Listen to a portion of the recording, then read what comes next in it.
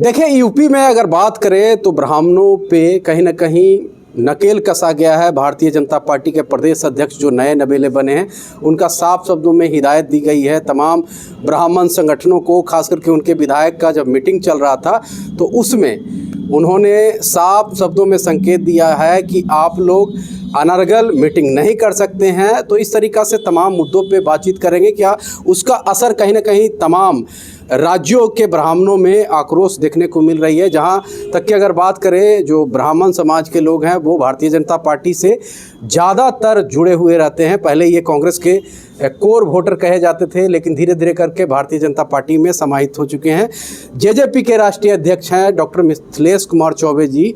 Sir, कैसे देख रहे हैं आप? तो यूपी में जिस प्रकार से फरमान आया, आखिर राजपूत समाज पे मीटिंग हुआ तो उन पे किसी प्रकार का कोई लगाम नहीं लगाने का सरकार के तरफ से या उनके प्रदेश अध्यक्ष के तरफ से बयान आया। लेकिन जब ब्राह्मण 15 से 16 विधायक थे, मीटिंग कर रहे थे, उसके बाद इस प्रकार से मैं आपको करेक्शन कर दूं, 52 विधायकों की जो है बैठक थी, उसमें 52 विधायक बैठे हुए थे।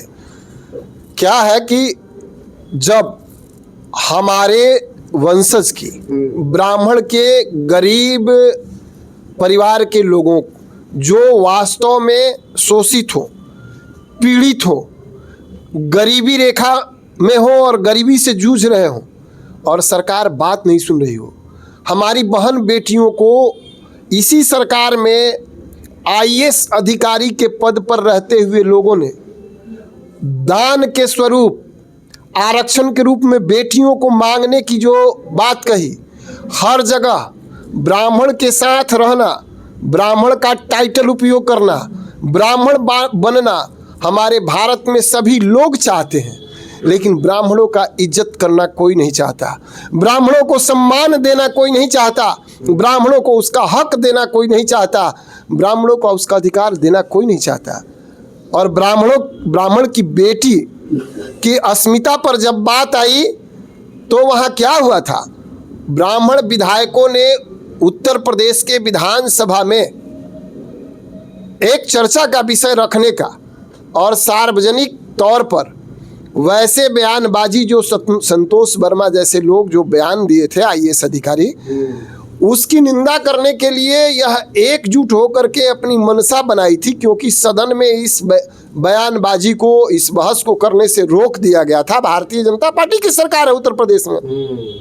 तो अब क्या है भाई कि जब सदन नहीं तो सड़क, दो ही ऑप्शन है ना, और लड़ाई तो लड़नी पड़ेगी। कब तक हम आपका गाली सुनते रहेंगे? इस देश में सभी जाति आधारित बैठक होती है। तो क्या लगता है कि ब्राह्मणों को अब भारतीय जनता पार्टी में सुनी नहीं जाती है? जिस प्रकार से आपने कहा उत्तर प्रदेश में सुना नहीं जाता है। जब नाश मनुष्य पर छाता है पहले विवेक मर जाता है। कांग्रेस गई ना, सपा गई, बसपा भी ब्राह्मणों के बल पर वहां राज किया। बिल्कुल समीकरण बना। अगर स्थिति अगर ऐसे ही रही, अगर ब्राह्मणों की आवाज को नहीं सुनी जाएगी, मैं ये नहीं कहता कि दुर्दांत अपराधी को आपने दुबे को मार करके गिराया था तो कहाँ किसी ब्राह्मण ने आपका विशेष विरोध किया था? कहाँ ब्राह्मण विधायकों की और सांसदों की बैठक हुई थी? नहीं हुआ ना। लेकिन अगर किसी ब्राह्मण की बहन बेटी की अस्मिता पर सवाल उठेंगे, जहाँ गरीब ब्राह्मणों को सताने का काम किया जाएगा, जहाँ ब्राह्मण के अस्तित्व पर सवाल खड़े होंगे, तो हम अपने अधिकार के तहत, इस भारतीय संविधान के तहत हम अपने अधिकार की आवाज दे सकते हैं। आपकी सरकार है, यूपी से लेकर के देश में आपकी सरकार है। कहा जाता है कि ब्राह्मणों का एक छत्र राज है अभी भी भारतीय जनता पार्टी में। उसके बाद भी आप तकलीफ सुना रहे हैं कि ब्राह्मणों को अनदेखा किया जा रहा है। ब्राह्मण किसी का गुलाम थोड़े है। ब्राह्मण सत्य को सत्य कहता है। ब्राह्मण ही एक ऐसी जाति है कि अगर उसका भाई भी गलती करता है तो उसको कहता है कि नहीं तुम गलती किए हो।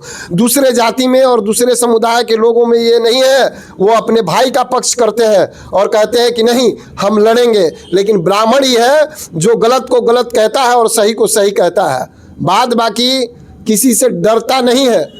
और अगर भारतीय जनता पार्टी ऐसा कर रही है तो ब्राह्मण किसी का गुलाम नहीं है। समय का इंतजार करिए, दूध का दूध और पानी का पानी हो जाएगा। हम ब्राह्मण जाति के साथ सभी लोग रहना चाहते हैं और सभी लोग अपने आप को सुरक्षित महसूस करते हैं। वैसी जातियां हैं, अब हम किसी का नाम नहीं रखेंगे, जिसको वोट तो लोग दे देते हैं जाति के नाम पर, लेकिन वो मारता है और रोने भी नहीं देता है। लेकिन ब्राह्मण है जो सबसे प्यार करता है और सबको उसकी सुरक्षा प्रदान करता है और उसे न्याय दिलाता है। हमें अभी तक समझ में नहीं आया, ये मामला यूपी का है, बिहार में आप आक्रोशित हैं, आखिर बिहार में क्या हुआ? संपूर्ण भारत में ब्राह्मण उपेक्षित है। संपूर्ण भारत में, मैं क्या पहले ही बोला तो कि ब्राह्मण बनना सब चाहता है, उसका टाइटल लेना सब चाहता है, लेकिन रेस्पेक्ट करना, उसके गुण को सीखना, उसका आदर करना, उसको सम्मानित करना, ये नहीं जानता। यही कारण है कि भाई आप कम से कम मेरा लो तो मेरा सम्मान तो करो। भाजपा तो उतना सम्मान कर रही है आप लोग को, क्या चाहिए? सम्मान है भाई, कि कैसी सम्मान है कि मेरी बहन बेटियों को लोग दान के स्वरूप मांगते हैं कि हमारी आरक्षण तब तक समाप्त नहीं होनी चाहिए जब तक ब्राह्मण अपनी बेटी का हाथ हमारे हाथ ऊपर कार्रवाई हुई ना, उसके ऊपर तो कहाँ कार्रवाई हुआ? क्या कार्रवाई हुआ उसका? FIR हुआ। FIR के बाद में उसको क्या कर देगा? टर्मिनेट किया गया उसको क्या चाहते हैं कि फांसी की सजा हो? एकदम हो जाना चाहिए। समाज में इससे हमारी बेटी पर आवाज कोई उठाएगा। लक्ष्मण जी ने सुपनेखा का नाक क्यों काट दिया था? क्यों नाम उसका सुपनेखा पड़ा? क्या कारण थी? अरे भाई, कोई भी बेटी हो, किसी की भी बेटी, हम किसी दूसरे जाति की बेटी को अगर कोई बलात्कार होता है, रेप होता है, तो क्या हम ब्राह्मण समाज के लोग हंसी और खुशी के साथ ताली पीटते हैं क्या? मायावती को गाली दिया था दयाशंकर के माध्यम से, तो क्या ब्राह्मण समाज ने उसका विरोध नहीं किया था? भाजपा का ही नेता था ना दयाशंकर, जो भाग करके आपको झारखंड में गया था और बाबा देवघर में, बाबा नगरी में वो अरेस्ट हुआ था। और उसकी पत्नी को चुनाव जितवा करके मिनिस्टर बनाया गया था, MHRDA मिनिस्टर बनाई गई थी। भूल गए क्या आप वो दिन, स्वाति सिंह को? लेकिन ब्राह्मण ऐसा किया है क्या कभी? और कभी नहीं करेगा। सोच ही नहीं है इस तरीके की। हम ही लोग चाहते हैं और हम ही लोगों का दिया हुआ यह व्यवस्था है।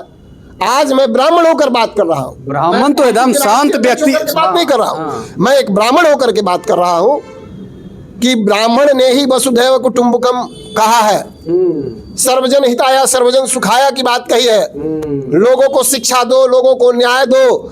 समाज क्या है, शब्द क्या है, अर्थ क्या है, संस्कार क्या है, संस्कृति क्या है, ब्राह्मण चाहते क्या है, बताइए ना, चाहते क्या है आप? सीधी बात कि आपको जो करना है करें।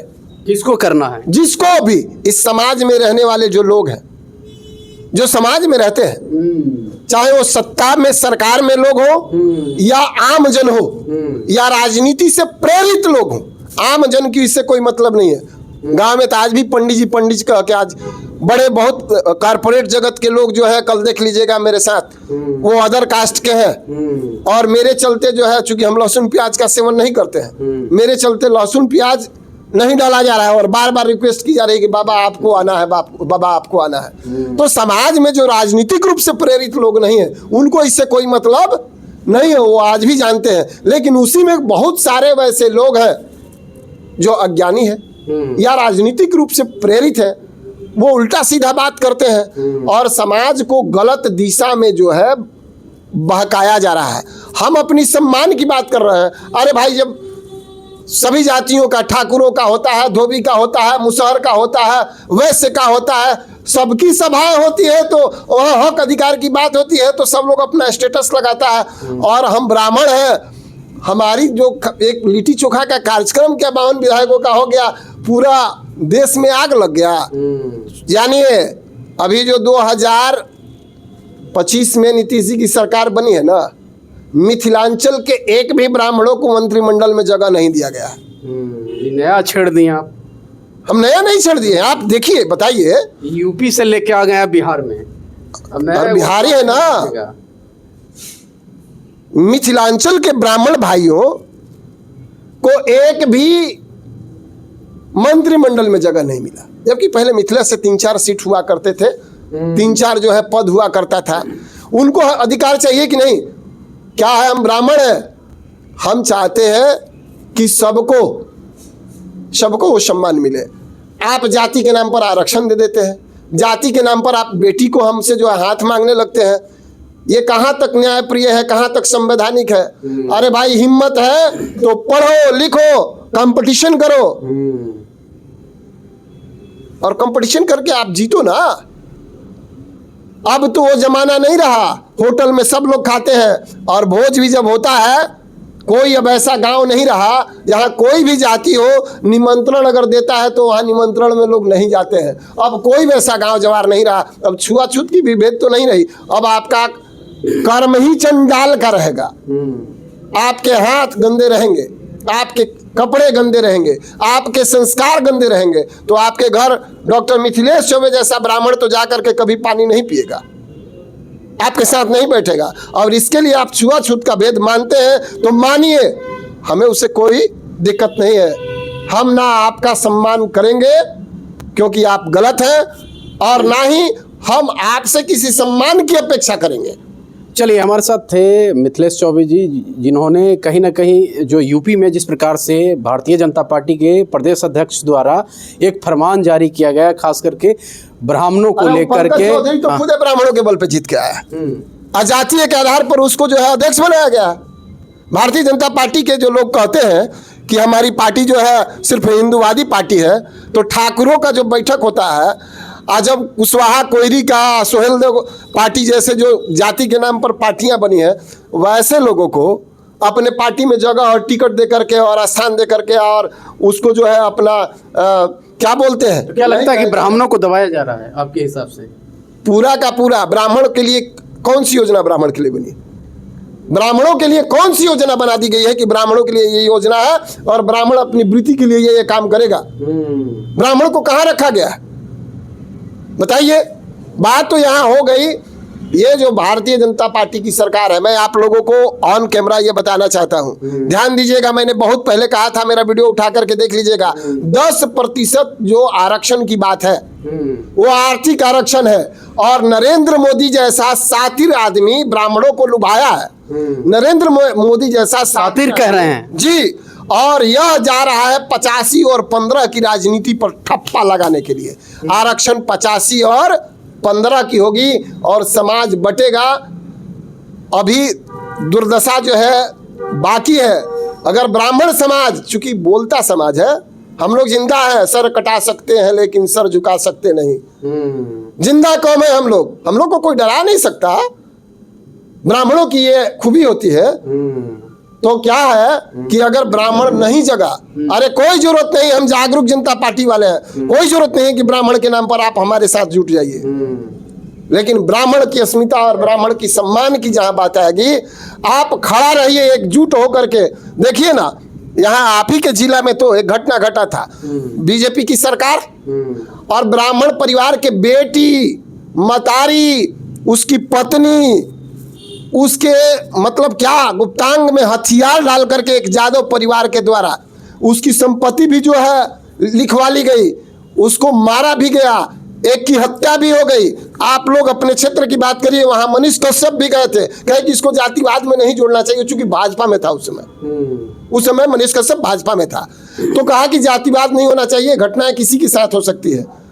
उस पर कहा गया था भारतीय जनता पार्टी का ब्राह्मण प्रेम, वहां नहीं दिखा। अरे भाई, आज मेरी बारी तो कल तेरी बारी। ये चलिए, आज इंडिया के ब्राह्मणों के साथ घटना घटने वाली है। भारतीय जनता पार्टी की यही सोची समझी रंजिश है। चलिए, इन्होंने साफ शब्दों में भारतीय जनता पार्टी को ही नसीहत दे डाली और प्रधानमंत्री नरेंद्र मोदी को कह डाला कि कहीं ना कहीं ब्राह्मण विरोधी जो काम किए हैं प्रधानमंत्री नरेंद्र मोदी, खास करके जो जनरल जाति को 10% खास करके आरक्षण देने का काम किए EWS में ब्राह्मणों को, उसमें कहीं ना कहीं प्रधानमंत्री की एक सोची समझी साजिश है। इनका साफ शब्दों में ये कहना है कि बिहार से लेकर के तमाम देशों में ब्राह्मण आक्रोशित हैं। कहीं ना कहीं इनका साफ क्या EWS देने के बदले ये आर्थिक आधार पर पूरे जितने आरक्षण है उस आरक्षण को आर्थिक आधार पर पूरे जाति और समाज पर लागू कर देते हैं। EWS की जरूरत ही नहीं पड़ती। तब हम मानते कि आप देश के हित में बात कर रहे हैं, देश के लोगों के हित में बात कर रहे हैं। इन्होंने तो ऐसा किया नहीं। चलिए, हमारे साथ थे मिथिलेश चौबे जी। हमारे तमाम सवालों को इन्होंने जवाब दिया। भारतीय जनता पार्टी से कुछ इन्होंने भी सवाल रखा कि आखिर जो भारतीय जनता पार्टी कही जाती है कि ब्राह्मणों की पार्टी है, हालांकि अब भारतीय जनता पार्टी धीरे धीरे करके सभी समाज को लेकर के चलने का काम करती है। लेकिन जिस प्रकार से यूपी में एक फरमान आया ब्राह्मणों को लेकर के, जिस प्रकार से 52 से 54 विधायक बैठक कर रहे थे लिट्टी चोखा के साथ साथ, लेकिन उसके बाद ही वहाँ के जो प्रदेश अध्यक्ष हैं यूपी के, उत्तर प्रदेश के भारतीय जनता पार्टी के प्रदेश अध्यक्ष का जिस प्रकार से फरमान आया ब्राह्मणों को लेकर के, तमाम देशों में, तमाम देश के खास करके अन्य राज्यों की बात करें तो ब्राह्मणों में आक्रोश देखने को मिल रहा है। कैमरा पर्सन शशिकांत के साथ मनीष कुमार, तापमान न्यूज पटना।